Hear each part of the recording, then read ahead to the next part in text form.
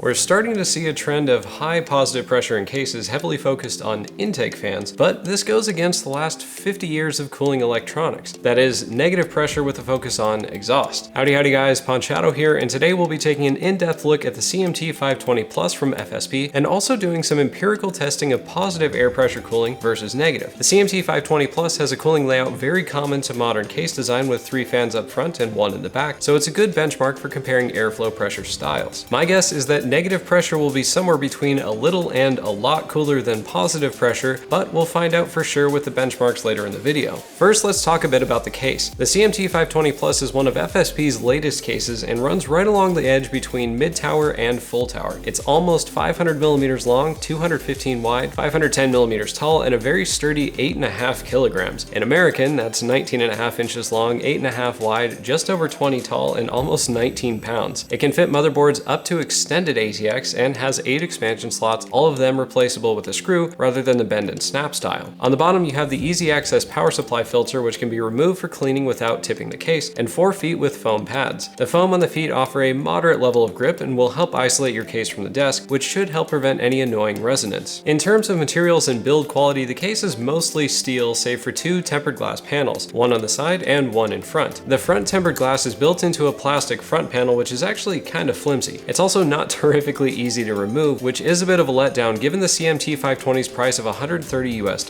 Other than the plastic on the front panel though, the rest of the case feels solidly built and I couldn't find any problems with flexing or bending. Looking at the front panel I/O, we have 2 USB 2 jacks, microphone and headphone, buttons for power, reset, and cycling the LED lighting styles, and 2 USB 3 ports. Also kind of interesting is the power and hard drive activity LEDs are both built into the power button and pretty atypical colors. The power LED is aqua and the storage LED is pink. That's pretty unusual. And just as a quick note, the CMT520 Plus is basically identical to the CMT520, except the Plus includes addressable RGB fans. Other than the fans, the two cases are pretty much identical. The tempered glass side panel is held on with 4 thumb screws, typical for most TG panels. Looking inside the case, you're greeted with quite a bit of space. The power supply shroud is actually 2 parts, a solid metal side panel with the cutout to show off your power supply, and a dark tinted acrylic plate with magnetic strips that goes on top. It's a highly reflective surface, so it does add a cool effect to the case aesthetics. Under the power supply shroud, you have space for a 200mm PSU and the 2-bay hard drive cage. The toolless drive caddies pull apart in the middle to fit a hard drive and then slide back into place, or you can mount 2.5-inch SSDs to the caddies if you're going the solid state route. In addition to the drive bay, you have 2 SSD mounts on the front of the motherboard tray and 2 more on a removable bracket on the back of the motherboard tray. In total, the CMT520 can fit either 4 SSDs and 2 hard drives or 6 2.5-inch SSDs. Looking at the motherboard tray, you have a ton of cable routing holes all the way around, which unfortunately do not include grommets. The CMT520 can fit CPU coolers up to 163mm tall and GPUs up to 423, so pretty much anything available today will fit in this case. Looking at cooling, the CMT520 Plus comes well equipped with 3 120mm intake fans and 1 on the exhaust, all of which include addressable RGB LEDs. The fans are powered and controlled by a box that's held to the back of the motherboard tray magnetically. The control box is powered with a SATA power connector, thank you for not using Molex here, FSP, and includes an ARGB header to plug into your motherboard if you plan on using motherboard control for the LEDs. The built-in lighting effects look pretty good though, and have a wide range from solid colors, fade, and the ever-present rainbow color wheel. Now, there is one trend I'm not happy to see, and that's a lack of RPM control. Pretty much every one of these fan control boxes I've encountered either runs the fans at a fixed speed or only allows you to switch between 2 or 3 speeds. In this case, the fans run at right around 1200 RPM. While that is a reasonable speed to run case fans at, I would really like to see a method for finer control. The best thing I can think of is having a standard PWM fan cable from the control box that you can plug into your motherboard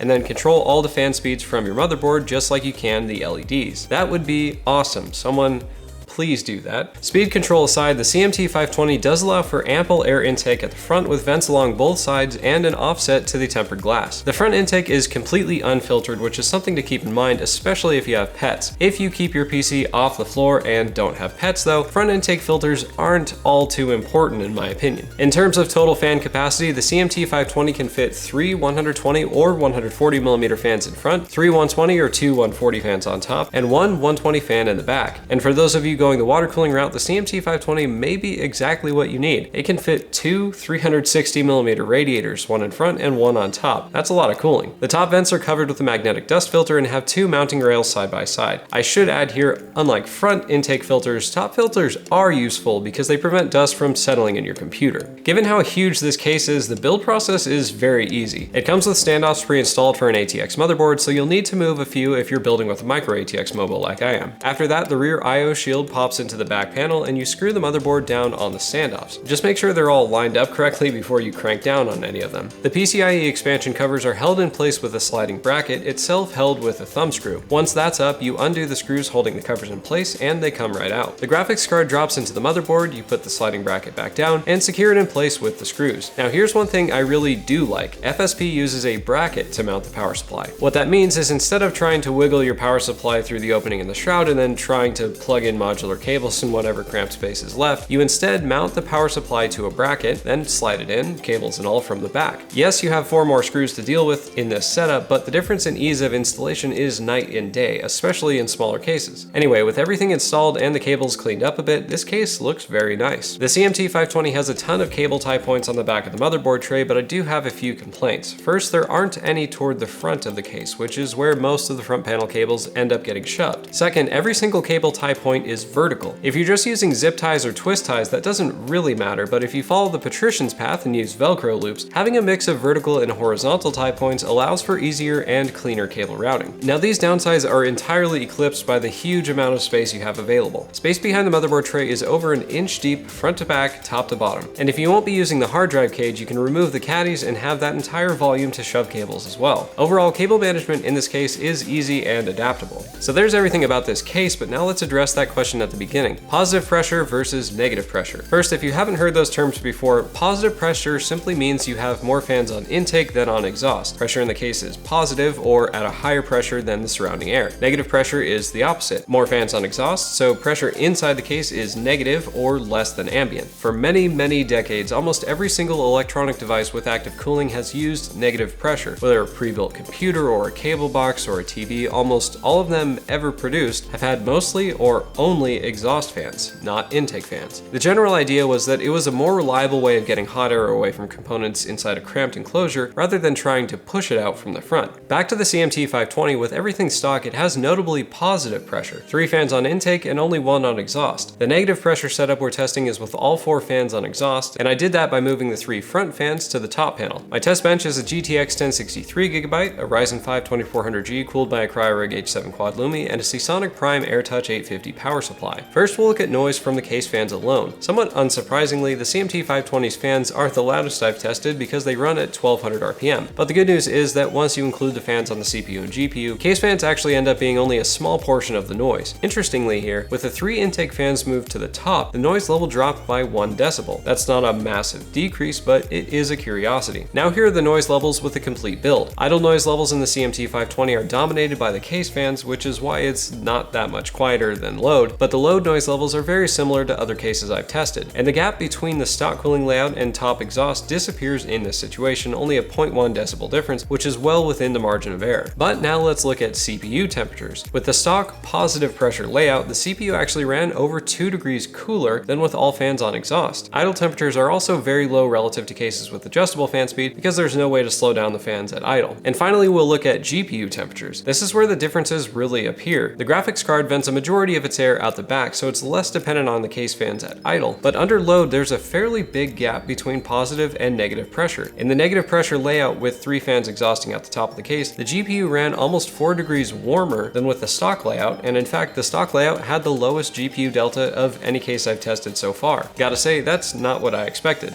So, I was wrong. Negative pressure isn't necessarily better, and in fact it was worse in this case by several degrees. That goes against most electronics cooling we've seen since ever. But I will say modern computer cases are a pretty far cry from a cable box or a compact from 1997. Cases like the CMT520 have, relative to older enclosures, massive intake and exhaust vents. The space available inside, even fully loaded with a large aftermarket CPU cooler and triple fan graphics card, is huge. And above all, modern cases very rarely have just one fan. It'll be interesting to see in future case reviews if this result, that positive pressure outperformed negative, will show up consistently. Pressure aside, the CMT520 Plus isn't perfect, but it is a pretty sweet case. The LEDs and styling look really good, there's plenty of room for cable management to keep the interior clean and airflow unrestricted, and I just want to point out again how much I like this power supply mounting system. It is so nice. I think a case like this is actually best for someone going heavy on liquid cooling. It can fit two 360mm radiators. There are not many cases available that can do that. And if you're putting together a build that requires two 360 radiators, the CMT520's price won't be a big concern. So if you're going for a high-end, high-heat build, especially if you'll be using liquid cooling, the CMT520 Plus is well worth your consideration. Follow the link in the description to pick one up for yourself. Hit subscribe and click that bell icon to get notified of new videos as soon as they're up. If you like this video,